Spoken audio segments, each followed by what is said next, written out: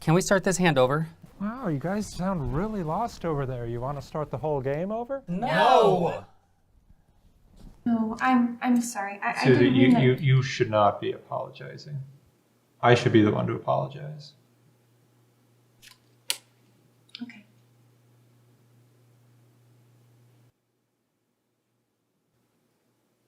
Oh, I'm sorry. I mean, she's only 6 weeks pregnant. Well, I really don't think I'm ready for it. And, I haven't even told Mom and Dad. And you don't think they'll be happy about it? Susie and I aren't married. I love her, but I don't know how they're going to react.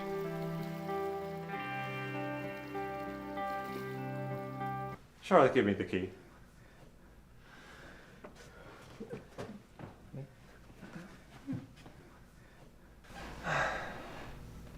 Give me the goddamn key. So I can get my goddamn trophy! Bet this wasn't in your horoscope.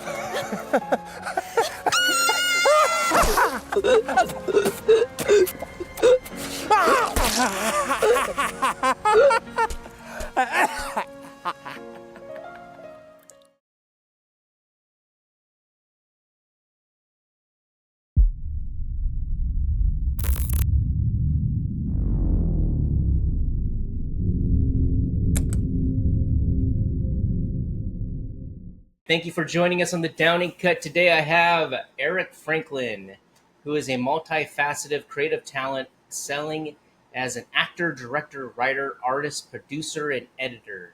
His diverse skill set has allowed him to contribute to numerous projects across various roles, showcasing his passion for storytelling and visual arts. Welcome to the Downing Cut. Erik, how are you?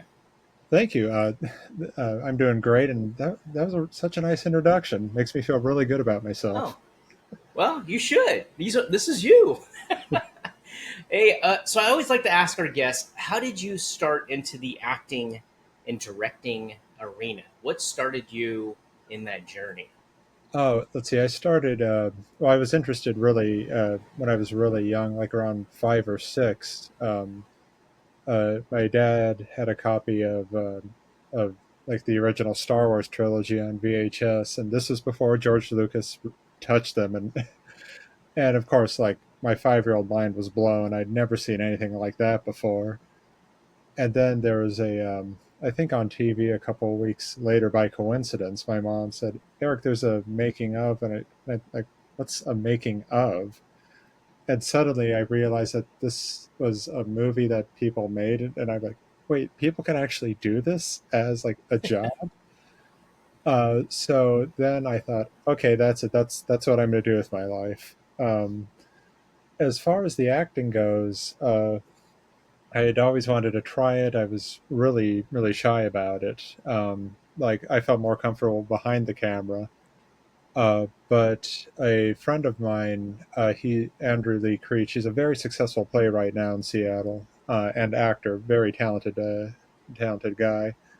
But we went to the same high school, and he told me if I needed to be a good director, I had to act at least once. So I auditioned for our high school's production of Romeo and Juliet. I got the role of the prince, so basically like the angry police chief in every 80s cop movie, coming after the chaos and like, what's going on here? But in Shakespearean. And and since then I've been bitten by the bug and have been, acting ever since.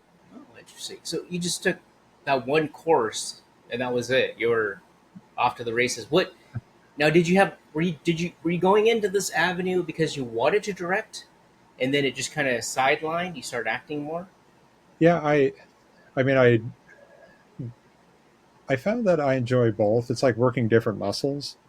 I will say that I have a lot more fun as an actor because it's like I just get to show up with my lines memorized, and get to hang out with the other actors and play, and have a good time. I will say though, as a director, it's a lot more satisfying creatively when you're working with an actor and you get the performance, to that point where it's like, oh man, that's exactly how I pictured it. Yeah. So it's a fun trade-off between the two things. So tell me, what in your experience as a director and actor, what makes a good actor? Oh, well, I when I direct, I I first like to see the actors run through the scene because they're creatives too, and I like to see. To me, a really good actor will come with their own ideas to the table, but not set in stone. It should be malleable, or like, hey, I have this many options that we can run through the scene with.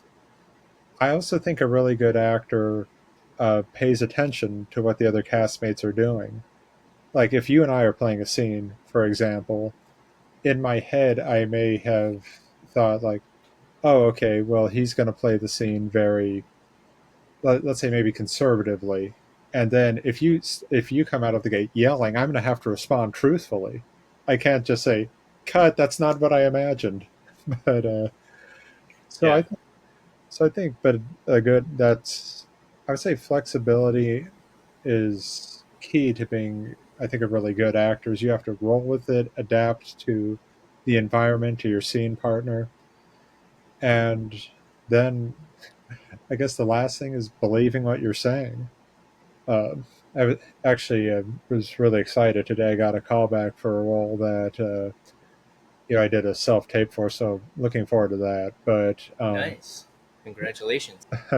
okay, but thank you. But with that, in that audition, it's like it was like a quick paragraph I had to memorize, but then like you have to do the homework. You have to connect those emotions to like your life experiences, and I think that some people, especially as a director, when I watch self tapes like that come in, you know, actors that try their hardest, we're rooting for you. We all want you to succeed, and it's never personal if somebody is or isn't cast. Um, but I think that it's the actors that really connect to the truth of the matter are the ones that, even if you're not cast for this production, you are definitely locked in my head for the next one. That's encouraging for those of us that are starting out and trying to get into it. How has your passion and vision for both directing and acting evolved over time? Um, I think that when I first started off directing, I was a lot more of a technical director. Like I knew where to put the camera, but I had little appreciation. I would say like okay, so if I'm all directing me, be like, okay, you enter a room and you sit down here, and the camera's going to be here, which just lets you know where I need you to sit. It doesn't tell you anything. As Yeah. as I studied acting, and I have to tell it, the best advice I think I could give anyone is like, don't go to an acting class. I mean, just in general, but don't if you're not the best one in the room, that's a good thing, because like I I was studying at Freehold a while back, and there's this whole group full of actors that I was with that each and every one of them made me feel underqualified. Like I've like so many great performances came out of that class, and a lot of really close friendships. But I feel that that made me want to up my game, not in a competitive way, like because I was just thinking of my friends. I don't go up to my friend like Christina Williams and say, I'm going to beat you for that role, because we're probably not going up for the same part. Okay, Yeah. ironically, once she and I were, and she got that part. But okay, but most of the time, it's not competitive. I think that the evolution now, when I direct, I will say, just giving the example of sitting down, I would say like, okay, you received some really bad news, and you're trying to come to terms with that, but your brother's going to be knocking on the door in a few minutes, so try to compose yourself while sitting down. And then I think I just let you work through that. I haven't lived your life, I think that, and to me, it's where the actor has their agency, where they say like, okay, I have to live and breathe this character, and here's how this character will do it. And overall, I mean, people on Facebook keep saying my sets are fun, so I'm just going to try to believe them. Yeah. So, how do you prepare for a role as an actor, and then how do you guide actors to bring out their best performances as a director? Now, it sounds like you touched on that a little bit because you gave them context, but what about yourself as an actor? Okay, well, well, the first thing I do is obviously read the script, and then I'm a compulsive note taker, and and it's like inventing or inferring things in the script, interpreting or inventing, are the three I's. I may have got one of those wrong, but that's what's in my head now. Um, but it, but to me, it comes down to the script and saying like, okay, here's what the character has to go through, like objectively, like their objective in each scene and things like that, plotting that out.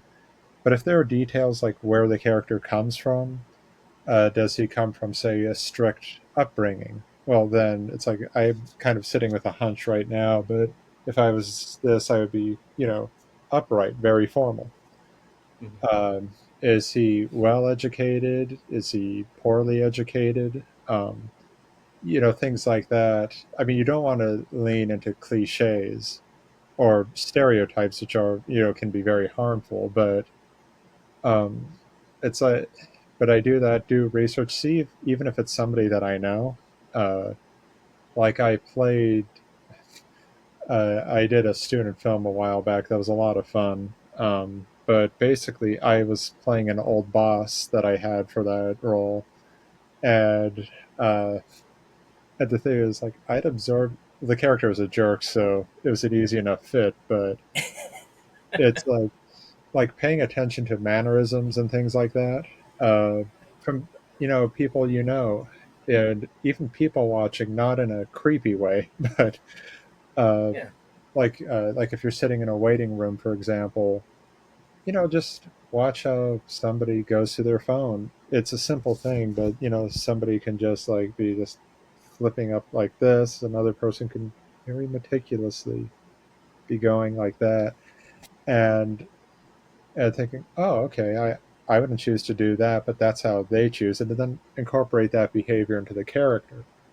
So I like to come to that, or come with all that prepared on set, and then I have a discussion with the director, or if the director's the writer, great. If the writer's on set, usually kind of a rarity, but uh, you know, it just depends. Usually, I just talk with the director, and I want to make sure I'm on the same page with them. Uh, a horror short that I did. Uh, called Prescription Death. Basically, I got to play the role of the psycho, like, killer doctor, and end up covered in blood, which is a career goal of mine. So I Is come. that was that the one? I think I saw. Was it a trailer or in your reel? You have the axe and you're Yes, chopping, and yeah, it's squirting. I saw. I like the little nuance of you going. That was classic. thank you very much. That's also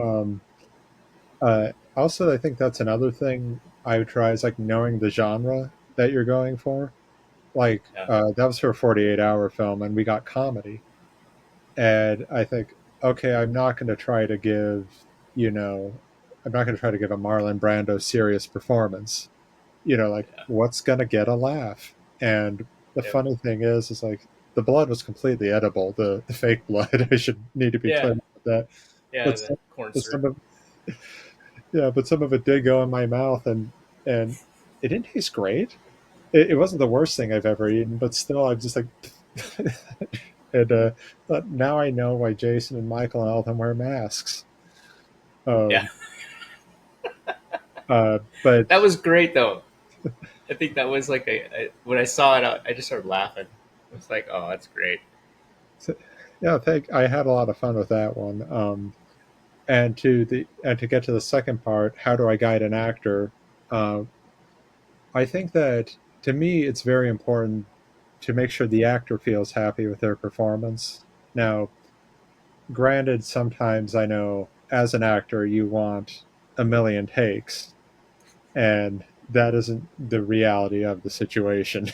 um, Right. but but the thing is, if the actors can feel really satisfied with their performance, then I feel like, I feel good as a director. And mainly, I find it used to be a problem early on, is I'm not a super exuberant person, as in like, yay, we got it, good job. I'm very which kind of is disconcerting to a couple actors I've noticed, and that lets me think, okay, need to be more vibrant. Because in my head, I'm thinking, okay, move on to the next shot, and so to get the actor to the place beyond seeing what they brought to the table and beyond context, what I like to do is pick some standout moments that are working for them. Like the latest film I had the pleasure of I wrote, directed, and I played a small role in it that would have just been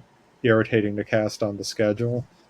So I think it's a small role, but this guy's required for three random locations. I'm already on set. I'll do it.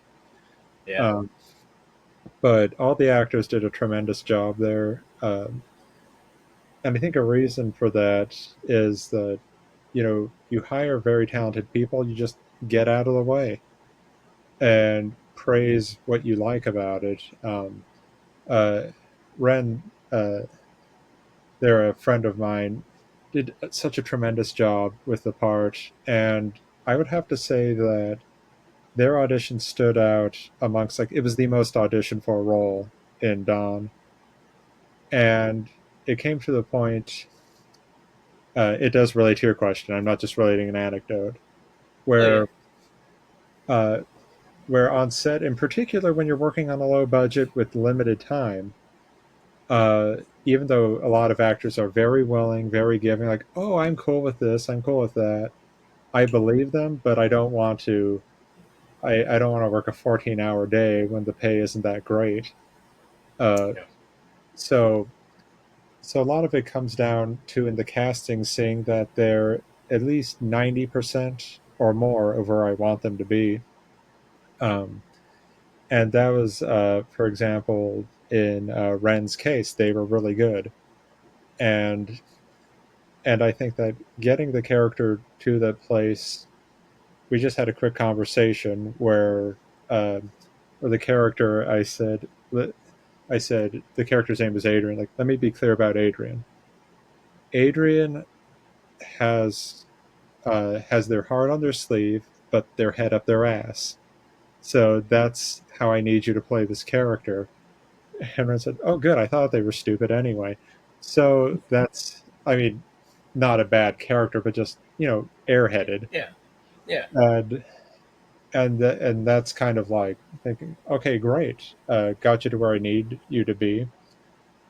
If Okay, I will say that if the actor isn't 100% there yet, one tip that I was reading a book of John Woo interviews. They have like this compendium, and everyone just thinks that, him as the action shooting up guy. But seriously, you watch the original Killer. I haven't seen the remake. I don't know if it's any good or not, but that original Chow Yun Fat Killer has some incredible acting. And I was thinking, how did he? Yes, Chow Yun Fat is an amazing talent.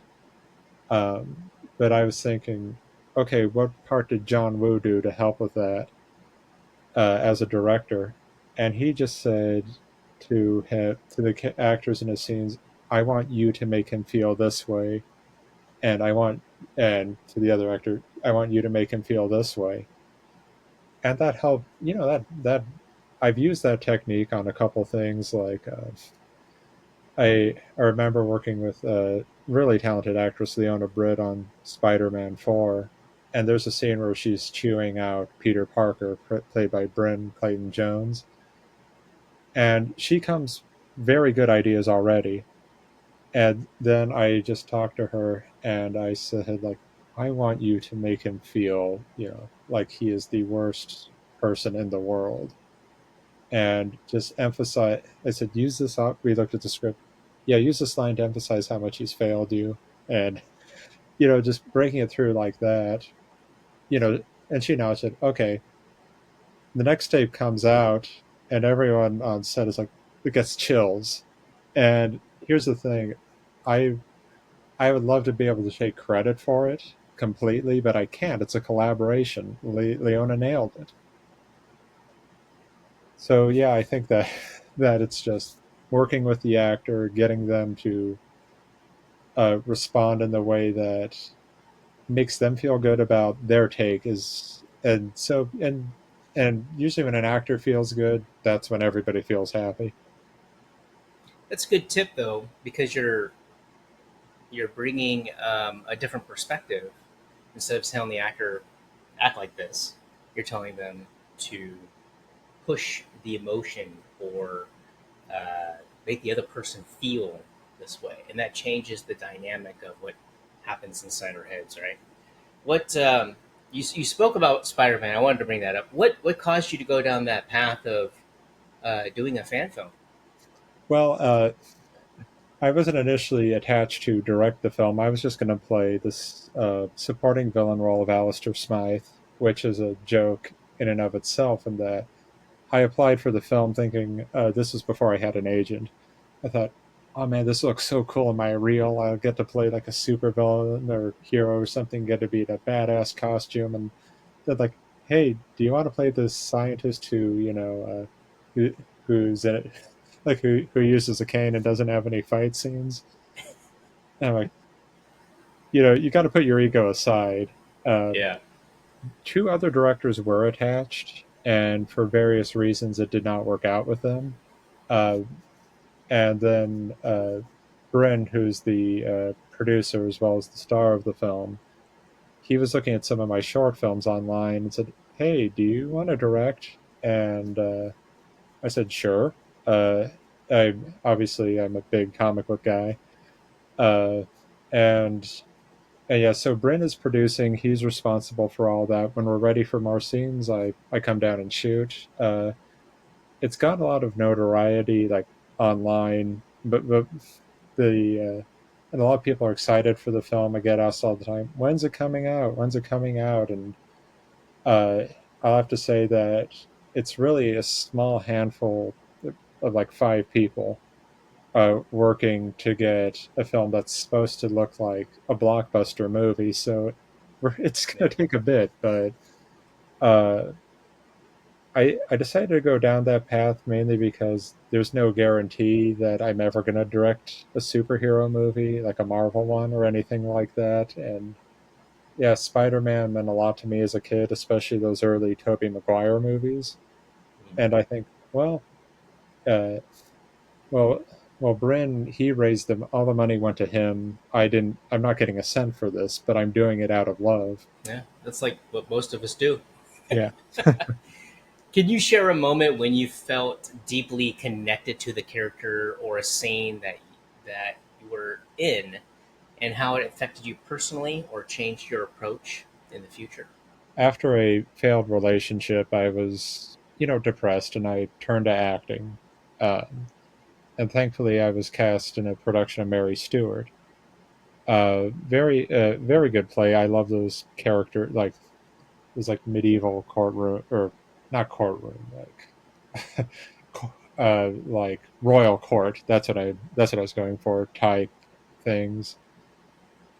And there was a character in there. I played the Duke of Leicester. He is the thing is, he was categorized as the love interest, but I saw him as this real scheming guy.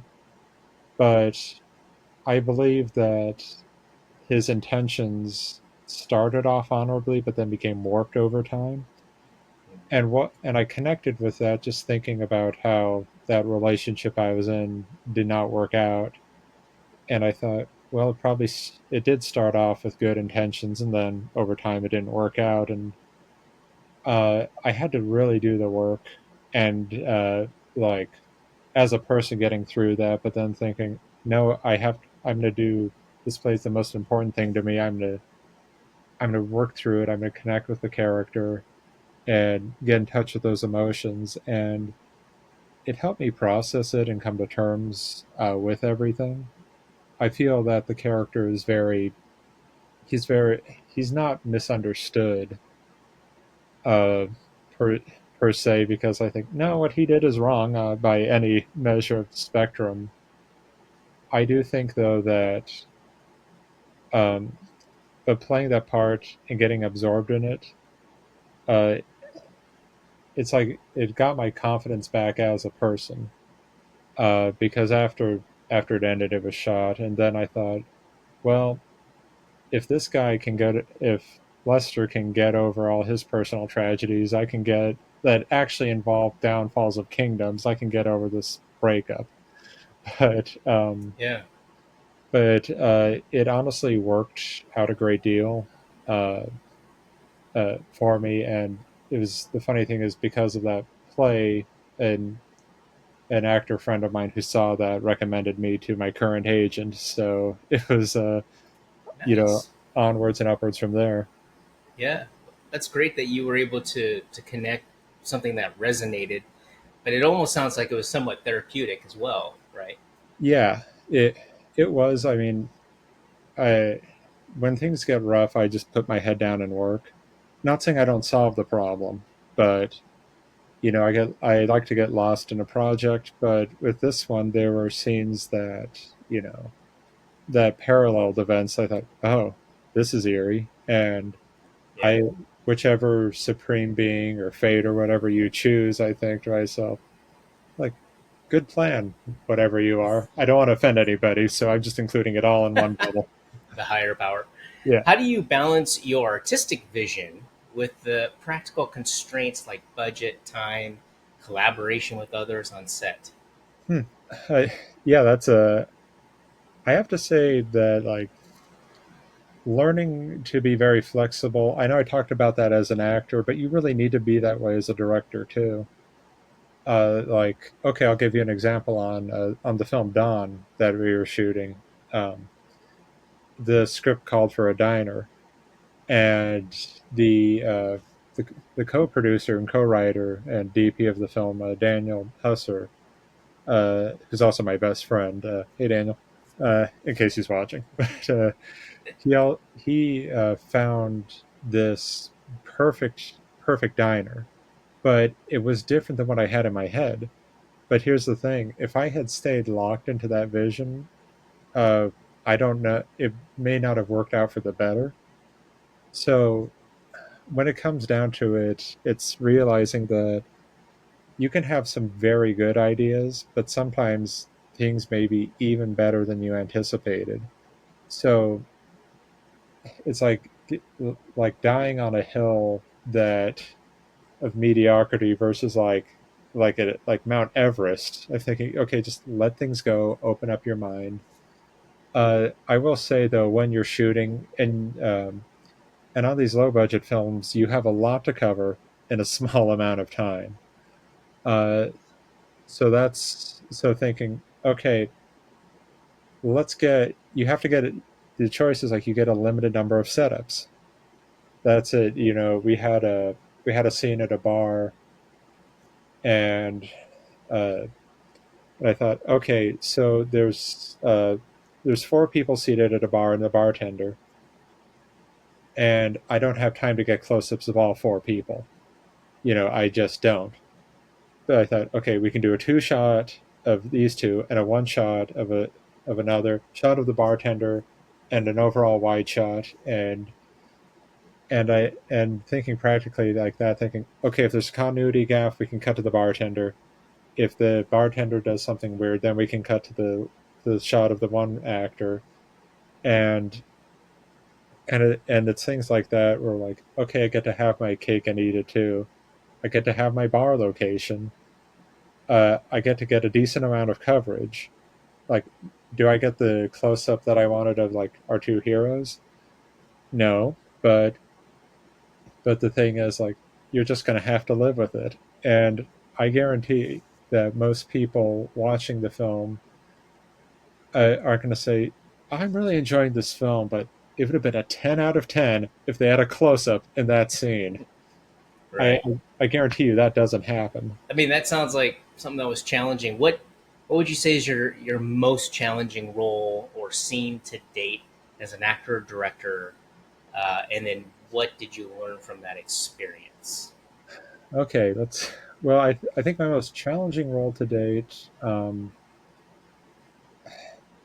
I'd have to say, like, I'm waffling between two roles because you said most. I think Yeah. I'm gonna have to go with the scene from this short film I did with my good friend Lindsay Aarons called "The Champion Tree."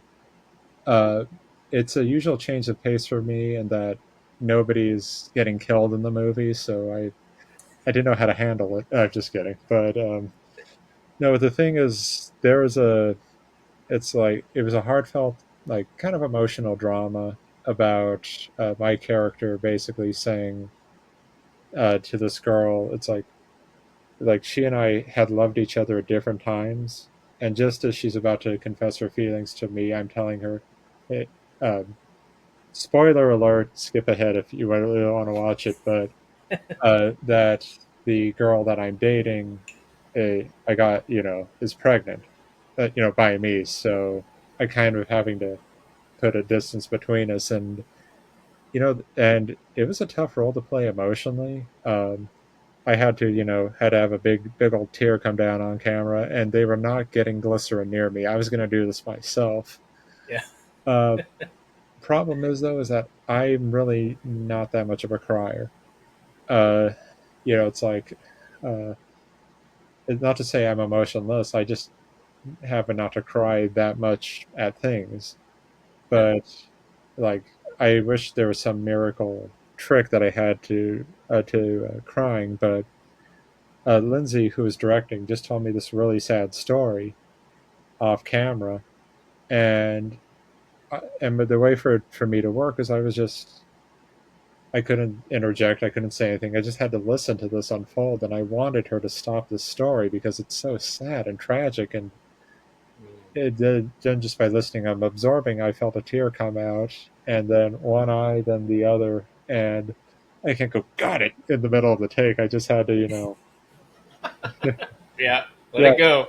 yeah. I just had to let it run down, and then they cut, and yeah, I was like, "Good job," and yeah. So for me that was difficult just because I'm kind of I I'd say I'm not that as expressive in my own life. So getting it to that point, most challenging day as a director, uh, I would probably say uh, probably my earliest film days, when you're learning what to do in film school and things like that.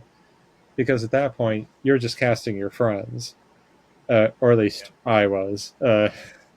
And your friends, are used to like hanging out and not taking things too seriously, stuff like that. And it's fun, and you don't have the experience to corral. I mean, they're not actors; they're just funny people that you know. Yeah. So trying to elicit these dramatic performances that when you could just be playing video games instead, whereas like it was a bit aggravating. But I I guess what it really did teach me, though, in the long run, is that, like, I never lost my temper.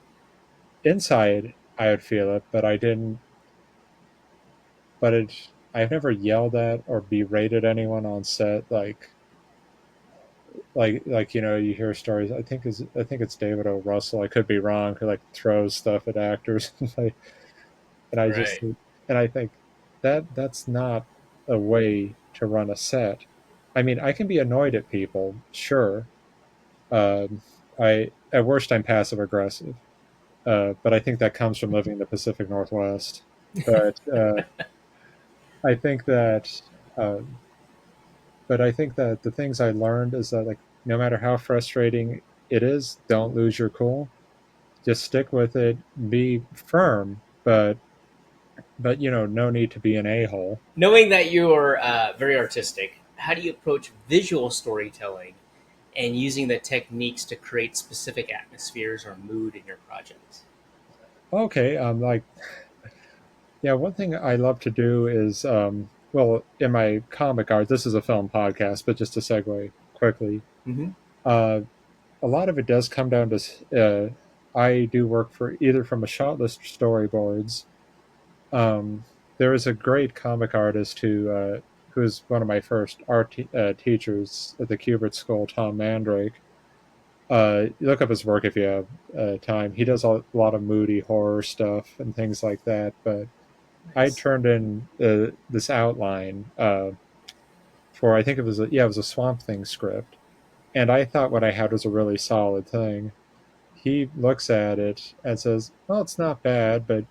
And I remember it's like the first thing was supposed to be the wide shot of this guy running in terror in the swamp. And I thought, okay, well, I know about storyboarding, so I've got this. So I framed him right using the rule of thirds and like Mm-hmm. the golden ratio, things like that. Like mathematically, it was correct.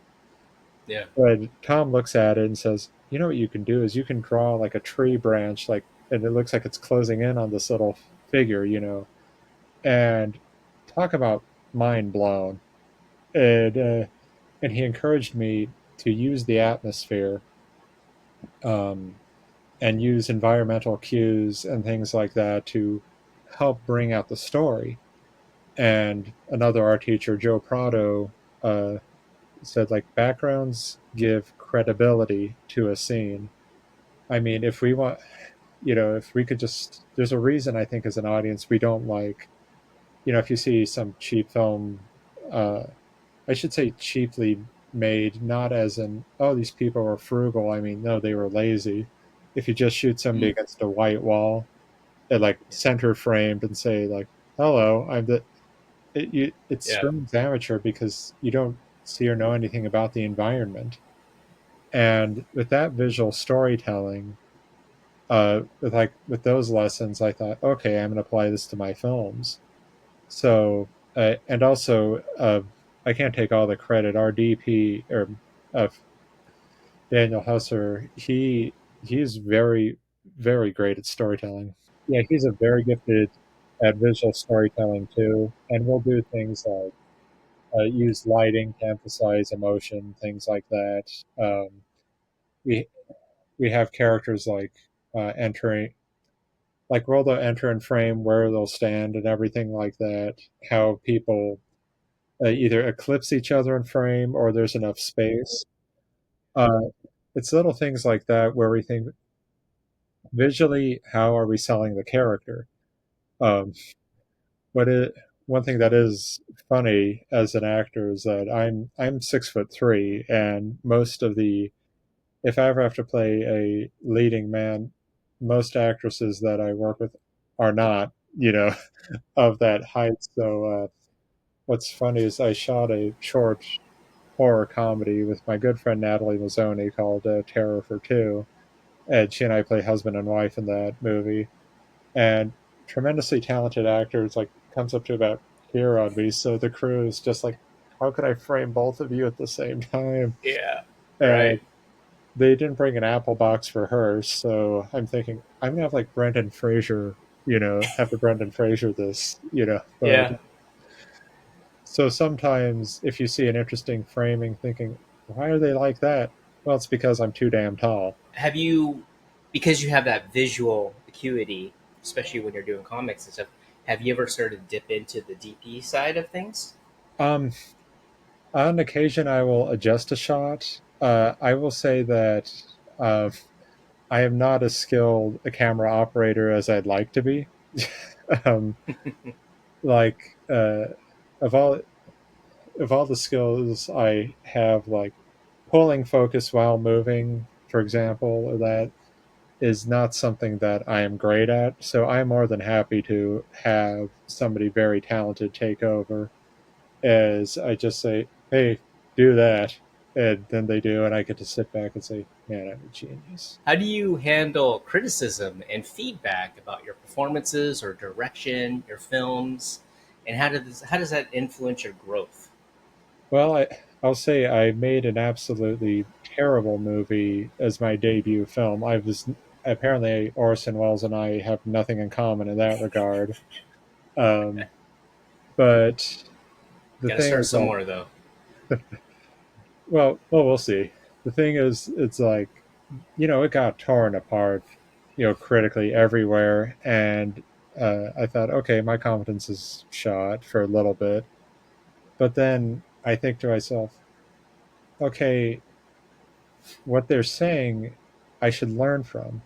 I got criticism, like I thought I was writing these deep character moments, and the reviews would say, "Oh, he's just padding out the film," and in my heart of hearts, I believed I wasn't.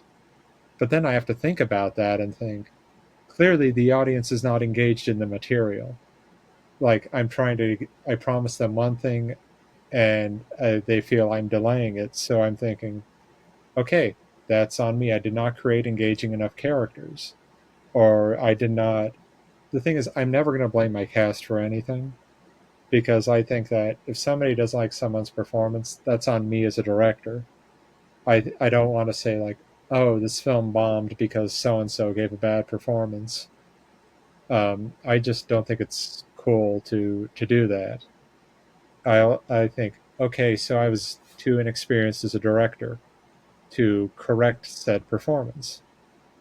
Um, but and people said, oh, the special effects looked cheap or looked awful, and I can look them in the eye and say I did the best that I could at the time.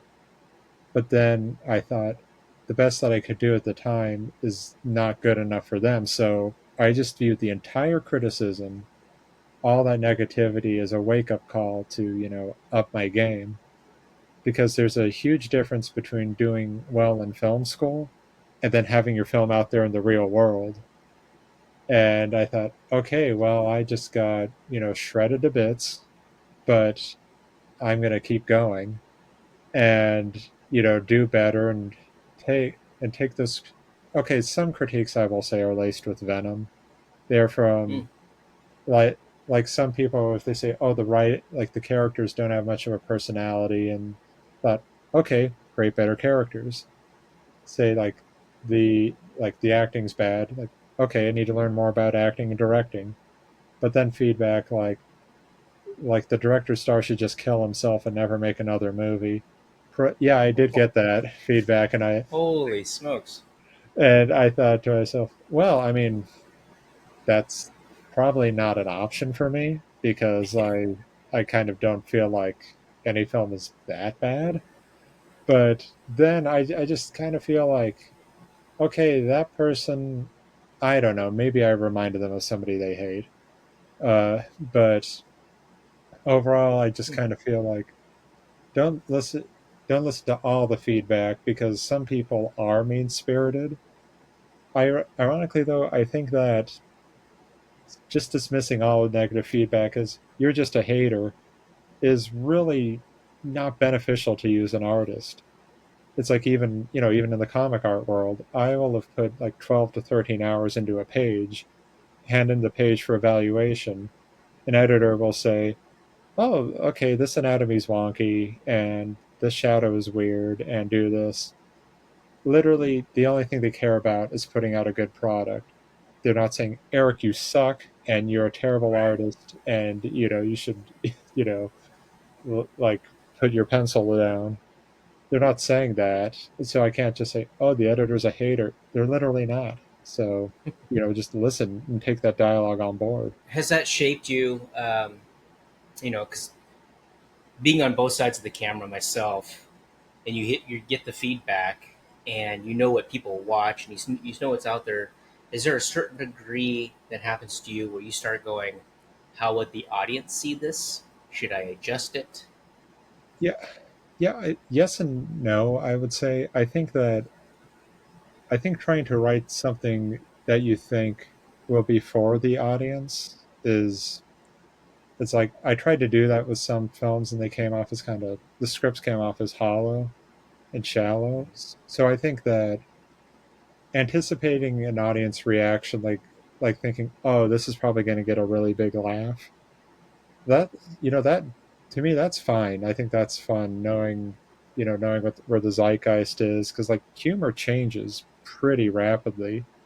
Like you look at the screwball comedies of like old Hollywood, they don't make movies like that anymore. Nowadays the humor's a lot more subdued. If people are going, wow, that's a thing that happened, then the other character, yes, that thing happened, and we all laugh at that now. I Right. mean, in like 5 years from now, I don't know what it's going to be next, but I think that anticipating an audience reaction, I think can work for some things, but sometimes you can't. You kind of just have to tell the story truthfully, the best way you know how, and hope those moments land. A very quick anecdote, that clip that you referenced earlier, when I'm putting a pickaxe through my dear friend Shauna at the Yes. very end of my reel. Um, she I ad libbed this line because we felt like we needed last line of like, bet this wasn't in your horoscope, because her character's this astrology nut. And Nice. when the crew laughed at it, Yeah. I said the line and I thought, okay, this feels good. This feels right. And I'm sitting there with the audience in the 48, and people laughed. It got a good laugh, but one guy, and I am not kidding, stands up, both fists in the air, and goes, "Yes!" at that line. And he did not know that was coming. No one did. And I just look over and I'm thinking, like, really? You okay, dude? And for for the rest of my life, I want to know what it was. I mean, you can't predict stuff like that, so you might as well just go Yeah. for it. That's awesome, though. I mean, like he was hoping something obviously was going to happen, right? There was going to be some final dialogue. What I know we're running short on time, so I want to ask you, what advice would you give to aspiring actors or directors about navigating the highs and lows of the industry and finding their voice? Well, I think the first thing you need to do, in my opinion, is really, if you're an actor, start creating your own material. If you say, "Oh, I'm not a writer," well, you know, you're gonna, well, then think, okay, what character do I want to play? And the thing is, and also don't make it some lame vanity project. Like make it a character you could literally see yourself cast as. And or if you think, okay, or if you think like someone like, okay, I have kind of an unconventional type, well then that's really cool. You get to write a character no one else can play. It's like, I happen to look like most generic video game characters. I kind of accept this fact. So seriously, Google Never thought Deus. of that. Yeah, let me get some sunglasses on, then Google Deus Ex. I swear to God, I'm the perfect casting for the guy. Um, but um, but the thing is, you know, write your own material, and don't like, and write it from your heart. It doesn't have to be a great script. Start off with a short. See, start putting together your reel as an actor, and take acting classes, connect with other actors, go to events, go to screenings, like like the 48 screenings. First off, they're a lot of fun. Um, but then you get to actually see people literally in a film setting, and think and make note, like, oh, she was a really talented director, I want to work with her. Or, wow, that guy, that I said, that guy's such a good actor, maybe I can like talk with him, and he and I can do a short scene together of something. Things like that. I would say networking, uh but my word of warning is that with networking is, be sure to reciprocate it. Don't use other people as stepping stones, because like, um, if you see someone as like, okay, I'll work with this person just to get to this person, just to get to this person, makes you a user. Right. So I would say, like, definitely don't be that person. As a director, I would say that write your own scripts, or because as a director, you need to tell stories, and going out and recreating a scene from your favorite film is just probably not going to help you that much because you're literally just copying. If it could be like a simple scene about, like, oh, okay, well, this my friend told me this crazy story on a road trip one time. Well, like maybe write a short script around that, and I would say put out a casting call and go through that audition process. But if you're a director, take acting lessons. It teaches you a lot more empathy. It helps you understand the craft, and don't just take the lessons and do the perfunctory work. Do the best you can, uh, because then you'll see so many talented people there. First off in the class, but also you're thinking, oh, okay, so in order to feel this, I had to go through this. Maybe Susie, who I'm directing in this scene, maybe that's how she works too. That type of thing. So I think that we're in a great day and age where, uh, like our phones here. I'm not sponsored by Apple. Um, Allow us to shoot pretty decent looking stuff. DaVinci Resolve has a free version for editing. Blender is a top notch visual effects program. So you can get a lot of stuff for free, and you just have to be willing to put the work into it to learn it. What I know you have two films that are being kind of highlighted: Ron and Spider-Man Yeah. 4. What else is on the plate? Anything that you're working on now or in the near future? And then Yeah. when can people expect to see Ron? Oh, okay. Don, to be clear. Don, sorry, I Uh, wrote down Ron. it, oh, it's fine. Don, I am hoping to get that out in 2025. It's in editing now, and then we have to do visual effects. Uh, because I'm not saying that epic science fiction scenes won't take place in the movie, but I'm not going to deny that either. That requires visual effects, so yours truly is going to be hunched over a computer for a bit, making that magic happen. Spider-Man 4, when that's coming out, it's honestly been a while, and I feel bad for all the people waiting for it. That is more up to the producer, Bryn Clayton Jones, when that all gets done. I just show up whenever he needs me to direct. But I do provide updates as frequently as I can. We're looking to shoot maybe some scenes later this month because we're getting a new set built, and and, and then we have two locations that we found for upcoming scenes.